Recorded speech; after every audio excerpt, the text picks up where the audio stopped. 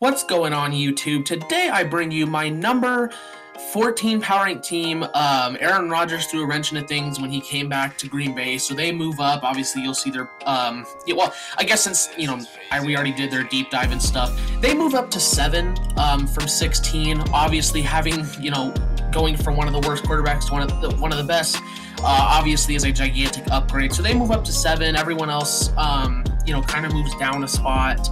So the Patriots would be 15. So the Seahawks are now 14. Complicated stuff.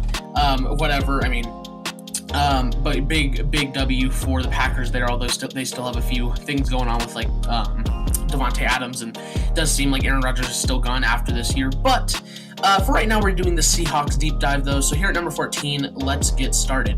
And starting off the receiver room, as per normal, this is a really good receiver room. You have one of the best duos in the NFL right there at the top with DK Metcalf and Tyler Lockett. Tyler Lockett, a severely underappreciated receiver.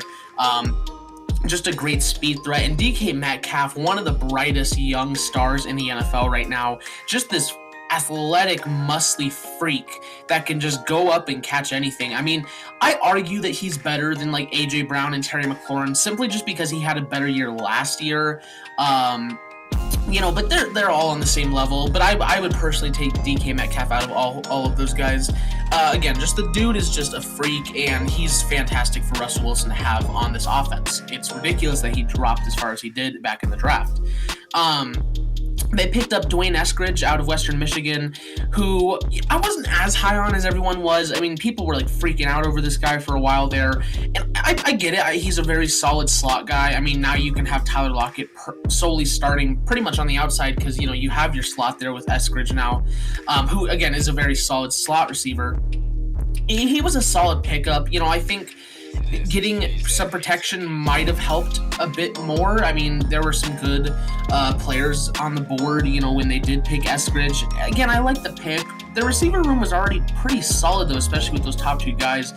I think I would have just opted for an offensive lineman or, something on the defense, which is still going to struggle this year. And we'll get into that. I know there's people that defend it and stuff, but it was a fine enough pick, I guess. Beyond that, you do have some really nice depth, though. Freddie Swain, Penny Hart, John Ursua. You picked up Cade Johnson, who I was kind of on the middle on. I think this is a nice scheme for him to go to, a nice, really deep receiver room for him to kind of sit in and develop under. But overall, I mean, you have one of the best starting duos in the NFL, a very good young slot receiver, some great depth as well. I mean, this is one of the best rooms in the NFL. This is going to get you, honestly, an A+ because DK Metcalf is that special. I expect him to be a top 5 receiver by the end of the year. Starting at left tackle, Dwayne Brown, severely underrated. This guy was fantastic last year, fantastic, and people just did not realize it. People thought, he was declining and stuff ever since he came over from Houston. He had his best year last year, in my opinion. Dwayne Brown is one of the elite offensive linemen in the NFL, so that's great to have, obviously. And then they picked up Stone Forsythe out of Florida. Pretty sure it was Florida, not Florida State, but Florida, who is a solid enough guy. He's just kind of that big body. He lets guys get around him pretty easily. He's definitely a guy that could use some development, but learning under a guy like Dwayne Brown could definitely help him. You have one of the best starters in the NFL there, and I mean, at least someone who has a bit of potential, although I don't see him hitting it in Forsythe there. So this is also going to be an A, not an A+, because, the depth is whatever, but Dwayne Brown, though, great, so A. At left guard, Damian Lewis, who played very solid in his rookie campaign for the Seahawks, moving him over to left guard now after bringing in Gabe Jackson. He's a nice, solid young player. We'll see what he does this year. Not really anyone behind him. So for those reasons, to me, it's a pretty meh room right now. It's going to get a C, but there's definitely that upside with Damian Lewis. At the center position, you have Ethan Pocic, or maybe it's Pokic. I'm just going to say Pocic. Who is a solid enough starter. He's definitely better than solid at times, but can also just be pretty inconsistent. He is a solid center all around. Brad Lundblade is a fine enough guy to have, behind him. Never heard of Kyle Fuller, to be honest. This Kyle Fuller, at least. So, yeah, I mean, you have a really solid starting center there with a pretty decent backup behind him. So, I mean, it's I'll give it a C+. It could be a lot better. Pochich still isn't great or anything, but moving on to the right guard room, Gabe Jackson. I've always been a big lover of Gabe Jackson. I always thought he was majorly underrated for the Raiders, and so getting him over here for what was a 5th-round pick, was a great trade for the Seahawks. Fantastic trade. So Gabe Jackson over here, especially just for the value that you got him, I mean, that was a fantastic move. Again, not really anyone behind him, but I do think Gabe Jackson is still a solid starter, more than he's a good starter for these Seahawks. Again, just great value. So that's going to get you a B-. And then right tackle, the last position of the offensive line, Brandon Shell, who is a fine enough starting tackle, not someone you'd optionally want starting. Behind him, Cedric Abui, I think is how you say it, and Tommy Champion. At least you have some okay depth here for an okay starter.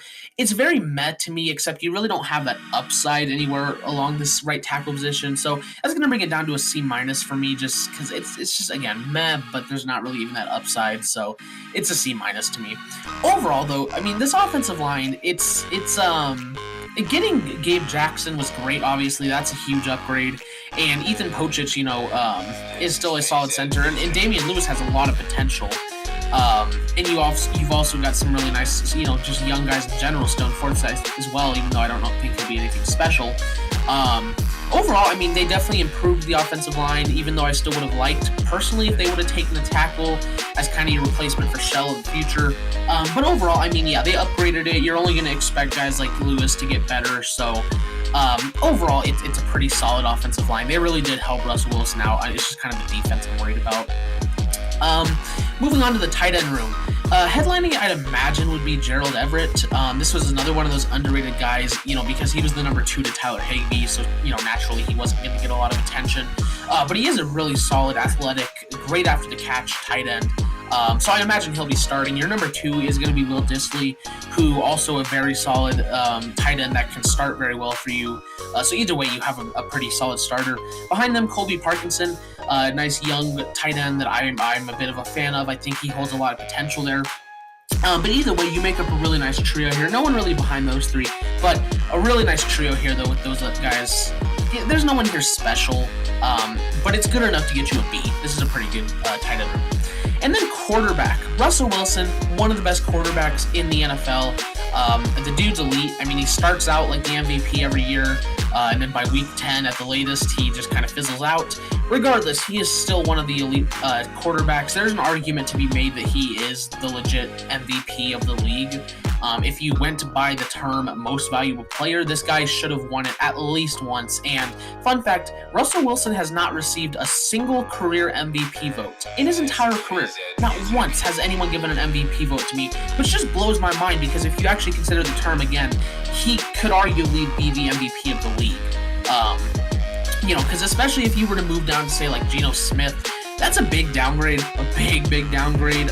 He'd probably be the worst starting quarterback in the NFL if Smith had to start. Behind him, Danny Etling, no idea who Alex McGough is. I mean, yeah, Russell Wilson, one of the elite quarterbacks, and that alone is going to get you an A.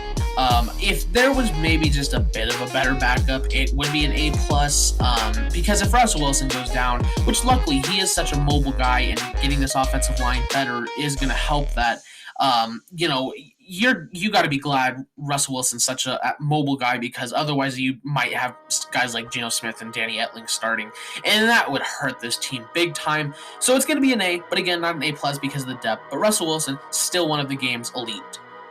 And then at the running back position, Chris Carson is a guy that I like to defend. I think he's pretty underrated. Does he get force-fed? Yeah, for sure. But regardless, he makes work with the fact that he is force-fed. Rashad Penny has failed to basically be anything they drafted him to be. But they do have some really solid depth. I mean, behind him, Travis Homer has been fine at times. DJ Dallas is a really nice, kind of speed threat for them back there. Alex Collins, still a solid veteran backup. I mean, yeah, you have a really, really solid running back room here with the guy that I do think is pretty underrated, top 13 running back to me. at the very worst. So yeah, I mean, you have a really solid deep room here and a pretty solid starter as well. Definitely helps that this passing attack is so elite. Yeah, I mean, this running back room is going to get you a B plus. So all in all, the offense is not the question here. I mean, yeah, maybe offensive line could be a little bit better, but you're going to get better with guys like Gabe Jackson and Damian Lewis. The receiving room is one of the best in the NFL. You have one of the best quarterbacks. You have one of the best running back rooms. You have one of the best tight end rooms. And I don't feel like the offensive line is going to be a weakness here. The offense is not going to be the issue for this team, and I think everyone can basically agree with that. It would also be nice if Russell Wilson didn't, fizzle out after week 8 or 9. But moving on to the defense, though, this is where things get a bit more interesting. And they did upgrade it in some respects, but they also got worse in some respects for sure. So starting off with the first defensive end room, I'd imagine Carlos Dunlap is probably starting for you. I don't know why they have him at 3, especially behind like LJ Collier. You have Carlos Dunlap most likely starting for you there, and he's a solid enough starter. He was fine for Cincinnati at times. He's playing fine and just fine in general. Yeah, that's pretty much the story of Carlos Dunlap to me. Is he's just a fine pass rusher. Behind him, you probably have Kerry Hyder, who was the 49ers sack leader last year. Now, don't let that fool you that he's some great pass rusher. He's good. He's just not great. But as your backup, obviously a great backup to have, brings some really nice depth and rotation ability to the D-line. And then your number 3 is probably going to be LJ Collier, who I'm not a big fan of Seattle draft picks in general. I was never a big fan of Jordan Brooks. We'll get to him in a second. I'm not a big fan of the Stone Forsythe or the Dwayne Eskridge pick or even the Cade Johnson pick. And a lot of these other guys I really, just either don't know or don't like. The one recent rookie pick I could think of that I liked was Trey Brown. Well, again, we'll get to him later. LJ Collier was another one that I just didn't like. I don't think he's anything special. I don't think he has any upside. So, as your 3, he's whatever. Your other defensive end room, going to be starting Darrell Taylor, most likely. It would be Alden Smith, but who knows what the heck's going on with him right now? I'm kind of surprised he's still on the team, to be honest. But right now, you're probably starting Darrell Taylor just with his stuff going on. Darrell Taylor is just not a pick that I liked. I don't think he holds any potential or upside. I don't think he has that good a skill. So I also thought it was kind of a bad scheme fit here for him. So not a big fan of him. Your number 2 probably going to be Benson Mayowa, coming over from Las Vegas. Who is, again, just fine. He brings some nice depth and rotation to this defensive line, which it kind of lacked before. Alton Robinson was a guy that I actually did like. I just don't think he has that high of a ceiling. So it's it was a fine enough pick for the Seahawks. It's just not going to make enough impact, in my opinion. And then Alden Smith, like I said, he was fantastic last year, to be honest. I mean, I shouldn't say fantastic, but he was really good. It was a nice bounce back year for him. And then he just goes and does something stupid again, So I would like him to come in here and be a starter for the Seahawks. I think he would if there was no issues going on off field, but with that going on, he probably suspended for a little bit. So Alden Smith, he could have been a great player, but just does stupid things. So all in all, I mean, this other defensive end room, it's got depth for sure. I don't think there's really anyone that you'd want to be starting here, and the one guy you would potentially want starting is not doing that well off the field. So because of that, it's not even a meh room to me. It's kind of a bad room, so I'm going to give it a D+. There is obviously that youth and upside with these guys, but and then a defensive tackle. Poona Ford has been really, really solid actually at times. He's underrated. He's not super underrated, but he is underrated. Al Woods over from Jacksonville is a fine enough guy to bring over. I prefer him as depth, but whatever. If you're gonna have him start, they signed Robert. I can't say his name. Nikemadishi, the failed Cardinals pick. Don't expect anything out of him. Otherwise, I mean, Rasheem Green is whatever. There's really no one else to talk about in this defensive tackle room. Cedric Lattimore is whatever. You've got a solid starter. And then after that, it just kind of goes downhill. So, yeah, pretty meh room, but I feel like just because of the depth, that's going to drop down to a C- for me. D-line, it could be a lot better. It upgraded. It could still be a lot better. At one of the outside linebacker rooms, Jordan Brooks. So, like I said, I was not a big fan of the pick. I mean, no one was at the time. It was a tremendous reach. And to be honest, like, the more I keep looking at it, I actually think that the scheme is, like, pretty much perfect for Jordan Brooks. And he's one of my breakout players this year. Like, I did not ever like the pick and stuff. And I do think he has somewhat of a limited ceiling, but I feel like I could see a breakout year incoming from Jordan Brooks. So we'll have to see, but I kind of have a little bit of hope for him this year. Bobby Wagner, still one of the game's elite. I think the rumors of them wanting to make him like the highest paid player, defensive player and stuff, to me is a little ridiculous. I don't feel like he's on that level anymore to be the highest paid defensive player. He is still an elite and just game-changing linebacker. I don't think he's that good though. So having him in there, obviously great. Still one of the elite linebackers. Just, I don't want them to pay him that much. And then the other guy, Ben Burr-Kirven. Yeah, whatever. I mean, and then really no depth behind them at all. So, I mean, you have one of the best linebackers in the game, a young guy that I do see a breakout year coming, and whatever, at the other outside linebacker. All in all, that's going to get you a B+ for right now, especially if Brooks can break out, that goes higher than a B+. Then we move on to the cornerback room, and this is like where the defense really takes a big fall. I mean, obviously not having the best pass rush either is also going to impact this secondary. Your number one corner, I mean, probably going to be Trey Flowers, or it could be Pierre Desir. I mean, I think he's, a solid enough guy to where he could start for the Seahawks. Either way, I mean, you have not preferably a starter, and I mean, let's say you start both of them. The depth behind that is really lacking. I mean, the only guy really even worth talking about is Akella Witherspoon, who is whatever, again, just optionally not someone you'd want starting for you. So as your 3, I mean, whatever, but, you still don't have the best starters in the world. Maybe one of the worst rooms in the NFL. Well, it is one of the worst rooms in the NFL, but, it's argued it could be the worst cornerback room in the NFL. For me, it's not, just because I don't think Flowers, Desir, and Witherspoon are that bad. But obviously, again, just still not someone you'd optionally have starting. The one kind of like little bright spot to this room for me is Trey Brown. This was one of my deep sleepers in the class. I was always a really big fan of him coming out of Oklahoma. I think this is a fantastic scheme fit for him. So it's, again, one of the rare Seahawks picks that I actually do like. I think he has a lot of potential, and to be honest, I could very well see him starting as one of the starting corners by the end of the year. I really do like Trey Brown, so that was a nice pickup, but the rest of the room certainly lacking. There's not anyone here you would want starting for you ideally. Because of that, it's going to get a D-. Again, I don't think that any of these guys are that bad to get an F, but it is a D-. You move on to strong safety. Jamal Adams, there's a bit of a talk right now going on about, how good is Jamal Adams really. I see some people saying, he's like a top 5 safety. I see some people saying he's like complete trash. Here's the thing, if you're going off of just last year, in coverage, yeah, he was bad. But as a blitzing safety, I mean, he was by far and away the best blitzing safety. I mean, he broke the record for safety sacks in a single season.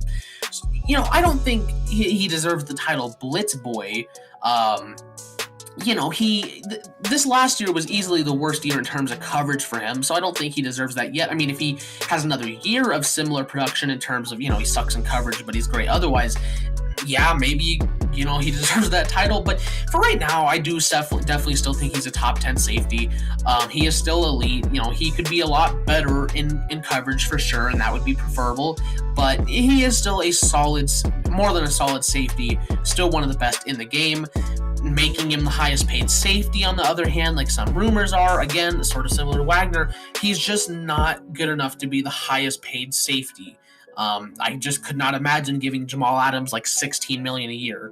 That just still seems a little absurd to me, especially considering positional value, which I do disagree with the idea that safety is super, super unvaluable. The elite safeties will give you good play. I mean, a guy like Justin Simmons, Jesse Bates, Derwin James when he's healthy, the guys like those really do make a big impact in your game. It's just, still $16 million for a guy that's not even close to the best, in my opinion. Would not prefer it. Behind him, not really anyone, but I mean, Jamal Adams, again, still one of the elite of the game, so that's going to get you an A-. Then free safety. there's no doubt to me that Quandre Diggs would be starting here. But if you want to put Marquise Blair as his backup, whatever, I mean, either way, you have a really solid backup in Demarius Randall or Marquise Blair. And in whichever one's the third is one of the best third safeties in the NFL. But Quandre Diggs easily starting to me. Now, he's not the best in the world. I mean, none of these free safeties really are. He does definitely also bring this secondary down, especially, again, considering that the pass rush is just not the best in the world. Either way, though, I mean, you have a really solid number 2 and one of the best number 3s in the NFL, regardless of who starts. Regardless of who's the second. And, Quandre Diggs, he's fine. Will the lack of pass rush hurt him? For sure. He's not one of the elite safeties, obviously. So the room, it's pretty meh, but I do like the depth at least, so it's going to move up to a C+, but, it could be a lot better. And then talking about the special teams, Michael Dixon, great punter. Jason Myers, great kicker. Your kick returner, probably going to be Tyler Lockett. It could be Eskridge, though. But yeah, so I mean, regardless, like I said, the offense, not the issue. This is a super talented offense, maybe the best offense in the NFL. The defense is really just where the worries come in. They played well at the end of last season, especially like in the playoffs. I mean, in the playoffs, to be honest, it was actually more of the offense that failed them. But I feel like you really just downgraded, like, even though he didn't play great, he didn't play very good. Quinton Dunbar, downgrading, losing him was still a downgrade. It's just, there's just, with the pass rush not being very up to par and the secondary also being very not up to par, that's not a good combination. Preferably you're going to want to have a great pass rush, but if you can at least have a great secondary, Seahawks really have neither here. Linebackers, fantastic. Bobby Wagner, again, I expect to break out your Brooks, but the defense I'm very concerned about. But now let's go take a look at their coaching culture and schedule. And taking a look here at their schedule, I mean, it's pretty tough, to be honest. I mean, you do have some easier games, especially towards like the end. I mean, you have, the Lions, Bears, Texans, and the Jaguars, sprinkled in there. But I mean, otherwise, it's a pretty tough schedule. Colts, Titans, Vikings, 49ers, Rams, Steelers, Saints, Packers, Cardinals, twice. The Rams twice, obviously, and 49ers twice. That's a really tough schedule. Obviously, being the Seahawks, you play in one of the hardest divisions in football. It's actually funny because, they're the number 14 power-ranked team, and they're our first NFC West team. And that just really shows you how talented the NFC West is. There are certainly winnable games here. The main reason I have the Seahawks kind of lower here at 14, but I still like them, is their defense, because I would much rather in today's league have a high-powered offense than a high-powered defense. That's just the simple reason why teams like, the Broncos, the Steelers, and Washington are not going to do that well, because today's day and age, it's much better to have a high-powered offense than a high-powered defense. I mean, yeah, sure, like the Buccaneers defense was great, but they had a very good offense as well. The Chiefs were definitely an offensive team in Super Bowl 54. It's just, it's better to have a high-powered offense, and that's what the Seahawks have. I mean, they have a fantastic offense. And so especially when you're playing teams that have questionable defenses here, I mean, you look at potentially the Titans, the Jaguars, the Cardinals, just because of their corner situation. I mean, the Lions, Bears, those are going to be pretty winnable and maybe even easy games for the Seahawks, even for teams as talented as the Titans and Cardinals. But if you're going up against a team that also has a really good offense or has a really good defense, those are going to be some very tough games. And so I do still think that the Seahawks are great. Technically, they're my first playoff team since the Patriots got moved out of spot. Technically, they're my first playoff team, but, it's just kind of like, I feel like they're the weakest team in the NFC West just because the other three teams have pretty solid defenses as well. I mean, the weakest defense besides the Seahawks is probably the Cardinals, and that's just because they have a big hole at the corner position. They get a guy like Xavier Howard, and oh my God. It's just, to me, the Seahawks pretty easily pop out as the weakest team just because, yeah, they've got that offense, but the other teams also, got that offense. Definitely not to the degree of the Seahawks, but they have some very good defense. I mean, the 49ers and Rams both have a top 5 defense, and the Cardinals is nothing to sleep on. To me, that just kind of adds up to be the weakest team in the division. I mean, you talk about coaching and culture. I mean, Pete Carroll's still one of the best coaches in the NFL. There's no doubt about that. He definitely helps out that offense for being such a great offensive mind. The culture's great here in Seattle too, like besides some of the stuff that was supposedly happening with Russell Wilson, but who knows what's actually going on. We thought we knew what's going on. Besides that, the culture is also great here. I feel like with a really tough schedule, facing a lot of tough defenses, and being, just in my opinion, the weakest team in the division, I think they'll still skim into the playoffs, but I don't know if it'll be that good of a record. Probably like 10-7, maybe only get 9 wins or something. I just feel like, to me, they're the weakest team in the division. Very tough schedule.